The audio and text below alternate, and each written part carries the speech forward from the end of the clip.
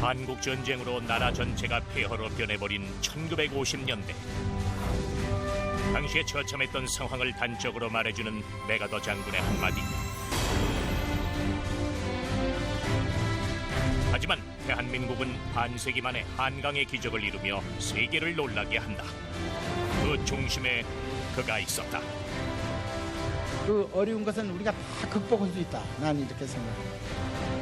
불모지나 다름없던 한국 경제에서 정주영의 도전은 말 그대로 부에서 유를 창조하는 일이었다. 내가 단언하겠는데 당신이 만약 조선소를 성공시킨다면 내가 그야말로 열 손가락에 장을 지주고 내가 하늘로 오르겠어. 무슨 그 말도 안 되는 소리들 한다고 반대가 이만저만이 아니었어요. 시작은 항상 무모했으나 특유의 뚝심으로 밀어붙인 정주영. 초고속 경제 성장의 주역으로 한국 현대사의 전례 없는 신화를 일군 정주영의 파란만장 도전기가 시작된다.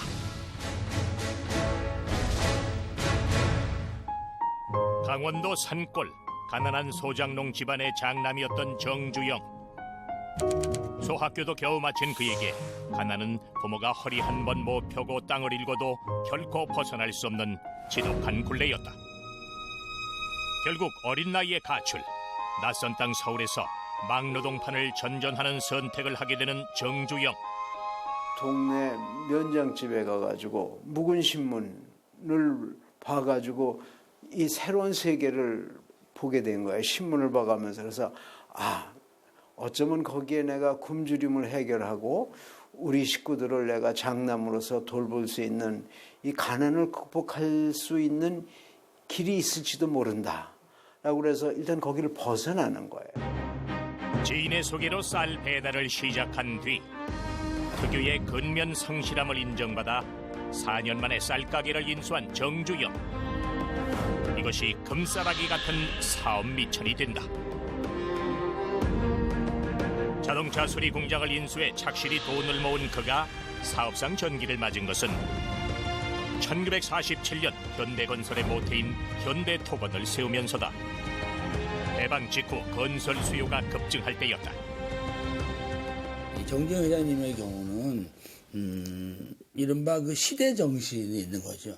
지금 이 시기에 어떤 일이 필요한가? 당연히 사업가니까 그 필요한 일 속에 내가 돈도 벌 수 있고 성공할 수 있다. 이런 생각을 하시게 돼서 어떤 결정을 굉장히 과감하게 하거나 또 하나는 막 건너뛰면서 하거나 이런 분이시죠. 한국전쟁이 발발했던 1950년 그 전란의 와중에도 현대토건은 미군의 공사를 독점하다시피 하며 성공의 발판을 다졌다. 이를 가능하게 했던 일화가 있다. 미국 대통령 아이젠하워의 방문이 예정된 유엔군 묘지를 정비하고 싶었던 미군. 그러나 한겨울에 푸른 잔디를 심는 일은 누가 봐도 불가능한 일이었다. 이때 유일하게 예스를 외친 이가 바로 정주영이다. 엄동설안에도 파릇하게 돋아나는 보리싹을 트럭 30대를 불러 옮겨 심은 정주영. 덕분에 황량했던 유엔군 묘지는 푸른색을 띨 수 있었다. 정주영 회장이 이제 특징이 있어요. 뭐냐면은 평상시에 무슨 김전무 이사장 김사장 그러다 좀 마음에 안 들면 특징이 뭐냐면 위아래를 이렇게 훑어봐요 갑자기. 그 다음에 성이나 직급을 제껴놓고 이봐. 그게 뭐냐면 정신 차려. 응? 이봐. 그 다음에 해봤어? 이봐 해봤어. 정주영의 어록에 담긴 불굴의 도전 정신. 그가 일궈낸 대한민국 경제 신화의 가장 큰 원동력이었다. 그리고 1968년 세계를 놀라게 한 그의 첫 도전이 시작된다. 서울과 부산 총 길이 428km를 잇는 경부고속도로의 건설이었다. 세계에서 가장 가난한 나라로 손꼽히던 1960년대 중반. 경제원조 요청을 위해 독일에 간 박정희 대통령은 곧게 뻗은 아우토반 위를 시속 160km로 달린 후 충격을 받는다. 서독 경제 부흥에 결정적인 역할을 한 아우토반에 주목한 박정희 대통령. 귀국 후 고속도로 건설을 지시하지만 국민들과 정치권의 거센 반대에 부딪힌다. 정치인들이 특히 반대를 많이 했는데 그 반대하는 이유가 첫째 하나가 돈 없는 나라에서 무슨 고속도로를 한다는 얘기냐. 그리고 둘째가 나라에 차도 몇 대 없는데 무슨 고속도로 해서 차를 쓰려고 그러느냐. 그다음에 세 번째 얘기가 그 사람들은 돈 좀 있으면은 농사 못 짓는 시골에 비료공장이지 무슨 고속도로 한다고 그러느냐. 그리고 그냥 막 반대를 했어요. 고속도로에 대한 신념을 꺾을 수 없었던 박정희 대통령 앞에 때마침 적임자가 나타난다. 모두가 회의적일 때 불가능은 없다를 외친 정주영이었다. 뭐 정주영 회장은 뭐 정말 박 대통령한테 정신적으로도 그렇고 정말 아주 최고의 원군이었죠. 미흡 하나마 뭐 이 100km도 안 되는 고속도로를 태국에서 또 놔본 경험이 있고 그게 유일한 현대 건설이었어요. 경부 고속도로의 착공. 이는 당시 동양에서 가장 긴 고속도로를 뚫는 일이기도 했다. 정주영은 개조한 미군 폐지 부차를 숙소 삼아 현장을 진도 지휘했고 차에서 잠깐씩 눈을 붙였던 것이 습관이 돼 훗날 목 디스크에 시달릴 만큼 철저히 현장맨이었다. 정주영 사장 그 현대건설 일을 때 내가 봤지만 쉽게 얘기해서 그냥 일반 일하는 사람과 같은 행동을 하더라고. 아무 데나 자고 그냥 거기서 되는 대로 먹고 그리고 그냥 이 인부들 같이 그냥 어떤 데 일도 이렇게 해보고 그리고 뭐라 그럴까 아주 그냥 안 되는 게 없다 이거지. 그 사람 했던 거 보면 아이 어렵지만 됩니다. 안 되겠다. 아이 됩니다. 그러나 날벼락 같은 일이 벌어진다. 공사 기간 중 가장 난 코스였던 당제 터널 구간에서 인명사고가 잇따른 것이다. 톤내루 공사가 제일 난 공사예요. 길지도 내로. 또 축풍령의 그 공사. 그 난 공사가 이제 톤내루 공사라고. 왜 그러냐면 톤내루 우리가 경험이 없잖아요. 그리고 톤내루 하나도 무너지잖아. 그래서 사람도 많이 희생당했잖아요. 불안정한 집안 탓에 낙반 사고가 13차례나 이어지자 근로자들의 사기는 바닥으로 떨어졌다. 터널 앞 느티나무를 베는 사람은 사고를 당한다는 유언비어가 돌 정도로 현장 분위기는 참담했다. 공사를 하던 인부들이 바위 뚫는 거 차감길 하다 보면 수맥 징조가 보면 도망가 버리는 거야. 그 무서워가지고 감히 못하는 거야. 그러면 공사가 어떻게 돼요? 그러면 정주영 회장이 인부들을 지추고서 당신이 앞에 나서가지고 위험을 무릅쓰고 차감기를 가지고 그야말로 그걸 뚫어가지고 현장 인부들을 따르게 한다. 정주영 사전에 중도 하차란 없다. 이 말이 증명되는 순간이었다. 마침내 완공된 경부 고속도로.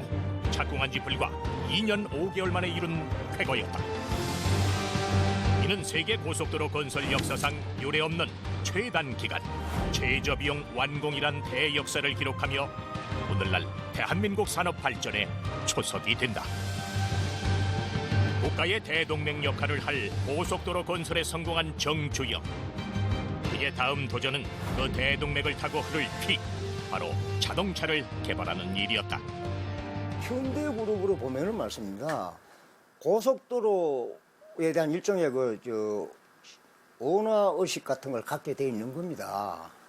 대한민국에서 가장 먼저 고속도로 건설 경험을 가지고 있을 뿐만 아니라 경부 고속도로에서 가장 많은 공구를 건설했고 또 고속도로를 건설하게 되면 그 자동차는 현대건설이 해야 되지 않겠느냐 하는 이런 사명감이 있는 겁니다. 현대 자동차를 세운 정주영은 1967년 미국의 포드사와 자동차 조립 기술 계약을 체결한다. 그리고 그 이듬해 코티나를 생산. 좋게 3년은 걸릴 거라 예상했던 포드사를 깜짝 놀라게 한다. 정주영과 현대 자동차 근로자들이 이뤄낸 결실이었다. 자동차 생산이 자리를 잡아갈수록 정주영의 욕심도 커졌다. 차종 선택이라든가 생산 설비 선택이라든가 전부 이런 거를 다 포드가 좌지우지하는 거예요. 그러니까 그 정 회장님 입장에서 보면 전혀 생리에 안 맞는 거거든요. 포드의 하청업체 역할에 머물 수 없었던 정주영은 결국 독자 개발을 선언한다. 세계 자동차 업계는 코웃음을 쳤다. 1인당 국민소득이 $600에 불과했던 시절. 우리보다 몇십 배나 잘 사는 나라들도 자체 브랜드 생산은 엄두도 내지 못할 때였다. 우리가 자동차를 잘 만들면은 그 자동차가 돌아다니는 국기입니다. 내가 그야말로 건설에서 번 돈을 다 들이고 실패한다 하더라도 후대들이 자동차 공업을 성공시키는 데 필요한 디딤돌을 내가 몇 개 놓을 수 있다면은 나는 실패해도 후회가 없을 겁니다. 그런 말씀입니다. 2만 개가 넘는 부품을 조립해서 만드는 산업의 꽃 자동차. 그만큼 전후방 파급 효과가 큰 산업이기에 정주영은 결코 포기할 수 없었다. 포드와의 결별 후 이탈리아와 손을 잡은 정주영. 세계적인 자동차 디자이너 주지아로에게 포니의 스타일링을 부탁한다. 폭스바겐 골프, 페라리 등을 디자인한 거장이었다. 포니의 디자인 역시 거장의 손끝에서 탄생했다. 그때 당시 이충구 사장님이 있었고, 그 다음에 이제 주로 이제 기술센터에서 이탈리아 가서 그 주지아로 그 디자이너를 만나서 디자인을, 그러니까 미시비시에서 란사라는 차가 있습니다. 포니 크기에. 그걸 한 대 들여다가 모든 건 다 버리고 플로어 판넬이라고 있습니다. 그걸 갖다 딱 놓고 거기서 이제 디자인을 개발한 거죠. 같은 시간 정주영과 직원들 모두 처리와 작업에 매달렸다. 반드시 된다는 90%의 확신, 그리고 10%의 자신감이 그들을 움직였다. 마침내 세상에 나온 포니, 대한민국 최초의 고유 모델 자동차였다. 작지만 강한 조랑말이란 뜻의 포니. 이로써 대한민국은 세계 16번째 자동차 생산국이란 기록을 남긴다. 포니에 대한 국민적 관심은 뜨거웠다. 마이카라는 신조어를 만들어내며 대한민국 경제 신화를 다시 쓰기 시작했다. 현대차만 가면 이야 우리 회사 차다. 이제 포니 가면 이야 저건 내 손에서 만든 차다라고 그냥 배가 저절로 부릅니다. 그래서 또 이제 친구들하고 이제 혹시 소주 한잔 먹어도 야 내가 만든 차다라고. 세계 5위 자동차 메이커로 우뚝 선 현대자동차. 부품 조립국에서 하루 4천여 대를 수출하는 자동차 왕국이 되기까지 선진국 100년의 노력을 반세기 만에 따라잡은 데는 세계의 승부사 정주영이 있었다. 성공하는 사람들은 좋은 때가 오면 좋은 때를 탁 찾고 거기서 힘을 얻어서 나쁜 아군의 힘을 슬기롭게 넘어가서 다시 또 좋은 때와 좋은 운수와 연결시킵니다. 무에서 유를 창조하며 건설과 자동차라는 대한민국 대표 산업을 일으킨 정주영. 그가 내민 도전장은 이제 바다를 향하고 있었다. 박정희 대통령이 우리나라를 중화공업이 이제 발전하는 나라로 만들겠다는 계획을 가지고 정주영 회장한테는 당신이 땅 위에서 건물을 짓는 거를 잘 하니까 현대건설 얘기죠. 물 위에서도 그냥 집을 짓는 것이 결국 배 만드는 거 조선산업 아니냐 하는 얘기를 했고, 정주영 회장은 일할 수 있는 동기만 주면 무엇이든지 좋다고 하시는 분이에요. 그러니까 박정희 대통령하고 코드가 딱 맞아요. 거기다가 대형주의 큰 거 나 다 하겠습니다 하는 얘기고. 다시 한번 정주영의 개척 정신이 필요한 순간이었다. 그는 허허벌판이던 울산 미포만에 세계에서 가장 큰 조선소를 세우겠다는 포부를 밝힌다. 그러나 주변의 반응은 냉담했다. 정부의 고위 관계자가 이렇게 말할 정도였다. 현대가 조선 사업을 성공하면 내가 손가락에 불을 켜고 하늘로 올라가겠다. 이 양반은 외국 유학파야, 박사학위야, 대경제학자 출신이야. 여보, 정 회장, 그게 어떻게 당신이 이게 가능하다고 생각을 해? 응? 내가 단언하겠는데 당신이 만약 조선소를 성공시킨다면은 내가 그야말로 열 손가락에 장을 지주고 내가 하늘로 오르겠어. 정주영은 당시를 이렇게 회고한다. 안 된다고 하는 사람이 많을수록 기어코 해내고 말겠다는 결심은 더 굳세진다. 정주영은 조선소를 짓겠다는 울산 비포만의 지도와 백사장 사진, 그리고 외국 조선소에서 빌린 유조선 설계 도면을 들고 유럽으로 떠난다. 개딱지 같은 그런 그 여천 초화제 매치했는 항공사진이 전부야. 착공식도 안 한 그 사진을 가지고 정주영 회장이 생각했던 것은 지금 사양화되어 가고 있는 유럽 쪽 조선소에 기술을 도입하고 그쪽에 차관을 받는 방향으로 한번 해보자. 이렇게 이제 생각을 했던 거죠. 정주영은 영국 최고은행이던 바클레이스 은행에 당시 우리 돈으로 208억 원에 달하는 차관을 요청한다. 결과는 예상대로였다. 손수레 정도나 무슨 뭐 자전거 정도를 만든 사람이 갑자기 자동차를 만들겠다고 세상에서 떠들고 다니는 거 똑같은 거 아닙니까? 그러니까는 한국이 전혀 그런 걸 안 해봤는데 배를 만든다고 그러니까 돈을 쉽게 꿔주겠어요. 투자 유치에 연거푸 실패하자 정주영은 수소문 끝에 세계적인 선박 컨설턴트 회사인 애플도어의 롱바텀 회장을 찾아간다. 바클레이스 은행에 영향력을 행사할 수 있는 롱바텀 회장의 추천서가 유일하게 남은 희망이었다. 그러나 역시 난색을 표하는 롱바텀 회장. 정주영은 포기 대신 승부수를 던진다. 500원짜리 그 이순신 장군 그 거북선을 내 보이면서 우리들한테 보증을 서주고 좀 해달라 하는 그 회장한테 이야기했다는 거 아닙니까? 우리가 그동안에 역사의 한 과정에서 우리가 이 뒤졌어 근대 공업화에 뒤졌지만은 우리 민족의 역량이라는 것이 잠재 능력과 역량을 가지고 있다. 이런 역량을 좀 믿어달라.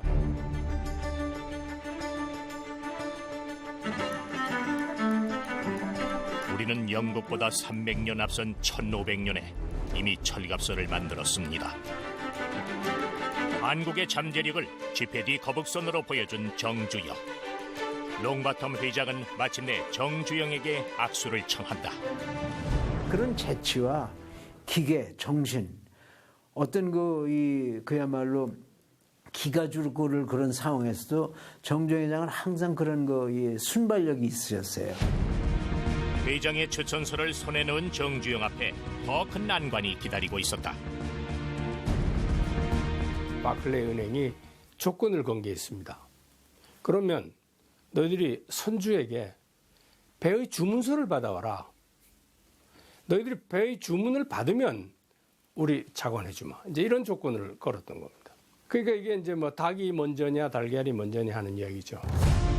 그러나 아직 짓지도 않은 조선소에 배를 주문할 사람이 있을 리 만무했다. 생각을 해봐요.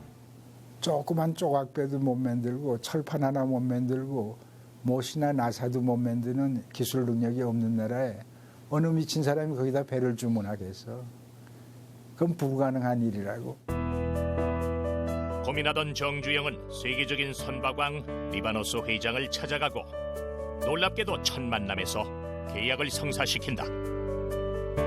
리바노스도 엉뚱하게 짝이 없는 사람이거든. 유럽에도 26만 톤이 그때 없었어. 이게 처음이에요. 그러니까 리바노스가 노름을 한 거야. 내가 필요한 배가 26만 톤짜리야. 이거 질 수 있어? 그러니까 정주영 씨가 26만 톤 사이즈가 얼마인지도 아마 몰랐을 거예요. 열쇠는 정주영이 내건 파격적인 조건이었다. 약속을 지키지 못하면 계약금의 이자를 얹어주고 배에 하자가 있으면 원금을 다 돌려주겠다. 이것이 리바노스의 마음을 단번에 움직였던 것이다. 온 세상을 놀라게 한 거죠. 왜 그런가 하면 조선소도 없고 저번 경험도 없고 아무것도 없는데 세계 최대 선주인 리바노스가 거기다 그것도 작은 배도 아니고 그 당시에 최대 규모의 선박을 발주했다. 이게 어떻게 될까 하고 온 세상의 뉴스가 집중이 됐지. 이게 정말 제대로 지어질까? 1972년 3월 울산 미포만 백사장에 정주영을 비롯한 현대중공업 임직원과 주한 각국 대사, 울산 시민 등 5천여 명이 모인다. 오늘 공중하옵는 대통령 각하를 모시고 내일 기빈과 지방 여러분이 참석한 자리에서 이 대형 조선소의 기공식을 하게 된 것을 참으로 영광으로 생각합니다. 이날 박정희 대통령은 임자 이제 기공식을 여는데 제때 배를 건네줄 수 있겠소? 정주영의 생각은 이랬다. 조선소를 지으면서 조선소 밖에서 선박을 건조하면 될 것 아닌가? 보통 다른 나라 같으면 드라이도크 다 지어가지고 앞뒤 다 하고 수문 다 달고 나서 그다음 이제 배를 짓기 시작하는데 정주영 회장은 아예 그냥 도크가 가운데가 굳으면 콘크리트 굳으면 바로 거기다가 철판 놓고 배를 짓기 시작한 거예요. 그러니까 양쪽으로 드라이도크가 커 나가면서 배도 같이 커 나간 거죠. 정주영은 공장도 독도 없이 모래를 퍼낸 자리에 리바노스가 주문한 26만 톤급 유조선을 만들었다. 그와 동시에 방파제를 쌓고 바다를 준설하고 독을 파고 14만 평의 공장을 세운 것이다. 매일 2,200명이 넘는 인력이 동원됐다. 정주영을 비롯해 모든 임직원이 밤낮 없이 매달렸다. 잠 다 자고 어느 세월의 선진국 따라잡나. 정주영의 철학이었다. 마침내 1974년 울산 미포만에 힘찬 백고동 소리가 울려 퍼진다. 대한민국 1호 선박의 탄생을 전 세계에 알리는 신호탄이었다. 그동안 우리가 한 번도 못했던 새로운 분야의 이제 그 성취가 이루어지는 순간이었고, 맨 땅에서 출발한 현대중공업이 세계 무대에 성공적으로 데뷔하는 순간이었다.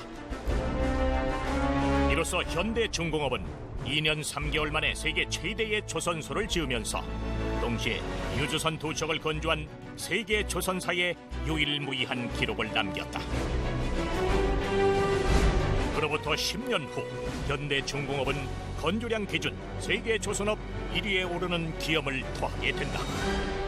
세계 정말 바다에 떠다니는 배 10척 중에 7척이 그야말로 한국배가 될 정도로 우리가 조선 주도국이 됐고, 한국의 위상과 이 브랜드 가치를 높이는 그런 큰 역할을 했습니다. 언제나 현역이고 싶었던 백발청년 정주영. 그의 끝없는 도전은 우리 주력산업의 성장사였고 대한민국 경제의 성공 신화였다.